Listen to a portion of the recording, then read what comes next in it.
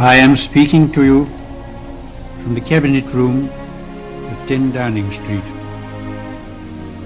This morning, the British ambassador in Berlin handed the German government a final note stating that unless we heard from them by 11 o'clock, that they were prepared at once to withdraw their troops from Poland, a state of war would exist between us.